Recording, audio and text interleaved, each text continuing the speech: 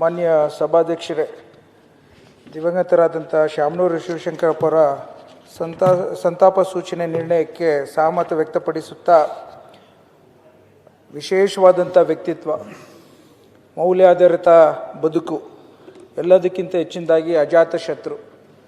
ನಾನೊಬ್ಬ ಸಾಮಾನ್ಯ ಶಾಸಕನಾಗಿ ಅವರು ಆ ಒಂದು ಹಂತಕ್ಕೆ, ಶ್ರೀಮಂತಿಕೆಗೆ, ಒಂದು ವಯಸ್ಸಿನ ಅನುಭವ, ಎಲ್ಲದಕ್ಕಿಂತ ಹೆಚ್ಚಿದಾಗಿ ಪ್ರಜ್ಞಾವಂತರ ಮೌಲ್ಯಾಧಾರಿತ ಒಂದು ವ್ಯಕ್ತಿತ್ವ, ಅಂಥವ್ರ ಮುಂದೆ ಹೋದಾಗೆಲ್ಲ ನನಗೆ ಎಲ್ಲೋ ಒಂದು ಕಡೆ ವಿಶೇಷವಾದಂಥ ಶಕ್ತಿ ಸಿಗೋವಂಥ ಒಂದು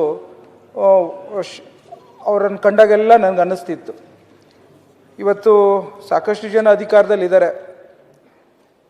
ಅಂಥ ಒಂದು ಹಂತಕ್ಕೆ ಹೋದ್ರೂ ಸಹ ಈ ವ್ಯಕ್ತಿತ್ವ ಉಳ್ಳಂಥ ಹಿರಿಕರನ್ನ ನಾನೆಂದೂ ಕಂಡಿರಲಿಲ್ಲ. ಆ ಆತ್ಮೀಯತೆ, ಸ್ಫೂರ್ತಿದಾಯಕವಾದಂಥ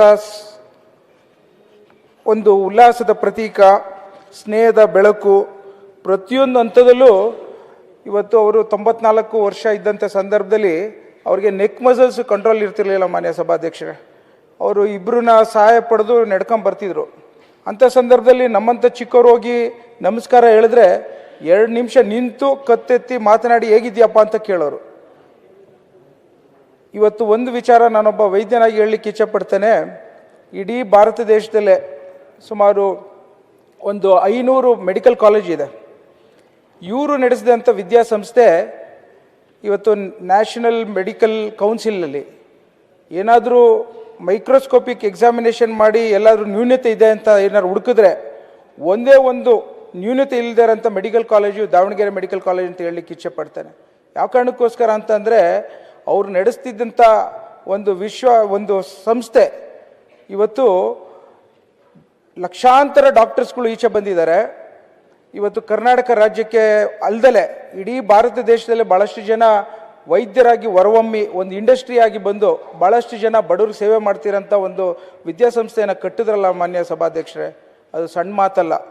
ಅದ್ರ ಜೊತೆಗೆ ಇವತ್ತು ಸಾಹಿತ್ಯ, ಕಲೆ, ನಾನಾ ಥರ ವಿಭಾಗದಲ್ಲೂ ಸಹ ಒಂದು ಆಶೀರ್ವಾದವನ್ನು ಮಾಡಿ ಸಮಾಜದಲ್ಲಿ ಸಂಘಟನೆ ಮಾಡಿ ವೀರಶೈವ ವಿಶ್ವ ಒಂದು ಸಂಸ್ಥೆಗೆ ಅಧ್ಯಕ್ಷರಾಗಿ ಅವರೆಲ್ಲರನ್ನೂ ಒಗ್ಗಟ್ಟಿನಲ್ಲಿ ತೆಗೆದುಕೊಂಡು ಹೋಗೋಂಥ ಸಂಘಟನಾ ಶಕ್ತಿ ಇತ್ತಲ್ಲ ಮಾನ್ಯ ಸಭಾಧ್ಯಕ್ಷರೇ, ಅದು ಒಂದು ವಿಶೇಷವಾದಂಥ ಚೇತನ ಅಂತಲೇ ಹೇಳ್ಬೋದು.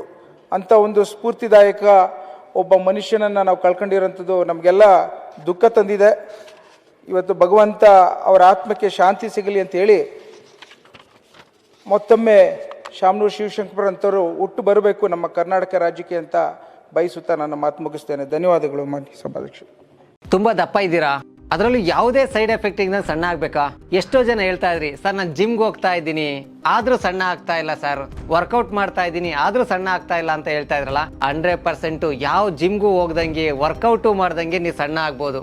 ಪ್ರತಿದಿನ ಬೆಳಿಗ್ಗೆ ಸಂಜೆ 2 ಟೈಮ್ ನಮ್ಮ ಜೀನಿ ಸ್ಲಿಮ್ನ ಯೂಸ್ ಮಾಡಿ ಯಾವುದೇ ಸೈಡ್ ಎಫೆಕ್ಟ್ ಇಲ್ದಂಗೆ ನೀವು ಸಣ್ಣ ಆಗ್ತೀರಾ.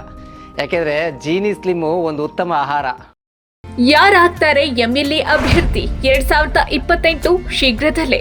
ಪ್ರತಿದಿನ ಒಂದೊಂದು ಕ್ಷೇತ್ರದ ಟಿಕೆಟ್ ಆಕಾಂಕ್ಷಿಗಳ ಸಂಪೂರ್ಣ ಮಾಹಿತಿ ಪೊಲಿಟಿಕಲ್ ಜರ್ನಲಿಸ್ಟ್ KM ಶಿವಕುಮಾರ್ ಅವರಿಂದ.